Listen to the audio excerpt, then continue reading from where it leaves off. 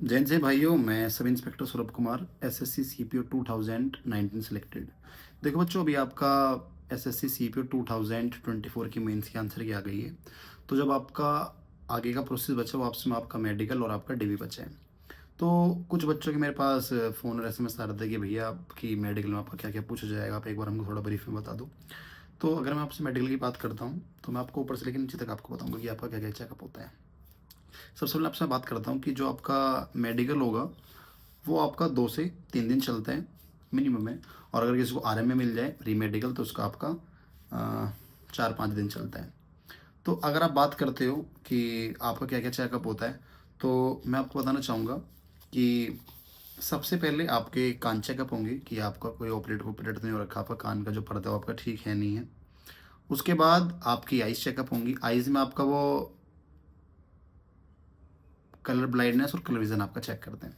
अगर मैं colour vision की बात करता हूँ तो आपका 7 से 8 मीटर आपका दूर वो जो एक डिब्बा सा होता है जिसमें आपके एबीसीडी रहते हैं, आप इनर आप हम। तो उसमें आपसे वो पूछेगा कि बताइए एक first line, second line, third line की, सेकंड लाइन की फर्स्ट रो में क्या है, फोर्थ लाइन की फर्स्ट वर्ड क्या लिखा है, फोर्थ वर्ड क्या लिखा है, वो आपको हो जाएगा। उसके बाद आपका वो बात करेगा कलर्ड ब्लाइंडनेस की। आपके पास उसके पास एक छोटी सी डायरी होगी, वो उसमें कैंची से बने होंगे, कहीं पे 17 लिखा होगा, कहीं पर 18 लिखा होगा। तो आपसे पूछेगा कि बताओ इसमें 17 का लिखा है, तो आपको उंगली से बताना है कि ऐसे जा रहा है, ऐसे जा रहा है, वो फिर ये आपका ऐसा हो जा रहा है। कलर ब्लाइंडनेस, उसमें आपको क्या होता है, वो आपसे कहीं पर कलर ही पूछेगा। तो उसमें मिसमैच सा होता है, इसका कलर ब्लाइंडनेस होता है ना, वो नहीं बता पाता सही से। तो छोटी सी डायरी आती है, आप उसको आप यूट्यूब पे भी चेक कर सकते हो कि वो कैसी डायरी होती है। तो वही होता है सेम टू सेम, कुछ अलग नहीं होता उसके अंदर।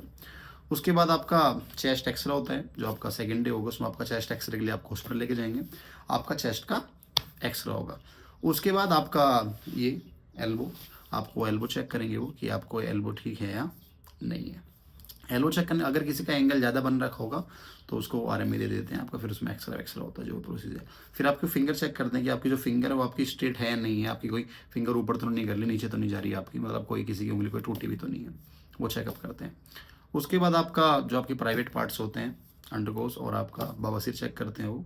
उसके बाद चेकअप करने के बाद आपका आपको नोकनी तो नहीं है, नोकनी चेक करते हैं। देखो आपको काफ़ी लड़के ऐसे मिल जाएंगे जिसको नोकनी होती है, तो नोकनी इतनी बड़ी प्रॉब्लम नहीं हो, आपकी सही भी हो जाती है। अगर किसी को डाउट हो कि कैसे सही होगी, क्या करना चाहिए उसके लिए, तो आप मेरे को पर्सनली एसएमएस कर सकते हैं और आपको मेरे को व्हाट्सएप पे पूछ सकते हैं। आपको भी लास्ट में अपना नंबर बता दूंगा, लास्ट में ना।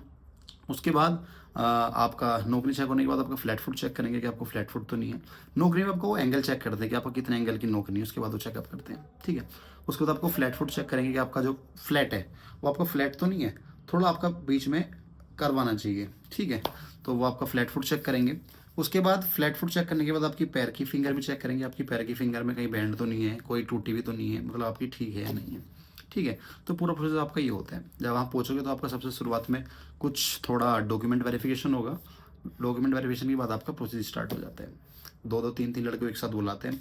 अब देखो मैं आपको एक चीज़ बता दूं, डिपेंड करता है कि आपका जो मेडिकल है वो कहाँ पर हो रहा है। ऐसे भी होता है जहाँ पे आप जाओगे वहाँ पे कुछ डॉक्टर कुछ चीज़ चेक ही नहीं करते, ना आपकी ईयर चेक करेंगे ना आपके टीथ चेक करेंगे। आपके टीथ भी चेक होते हैं कि आपके जो मिनिमम 28 टीथ होने चाहिए, ठीक है। 30 से ज़्यादा तो कोई वेल एंड गुड, लेकिन 30 तो आपके मिनिमम होने ही चाहिए। अगर इसको फिलिंग विलिंग कराना है तो पहले ही करा लेना उसको, ठीक है।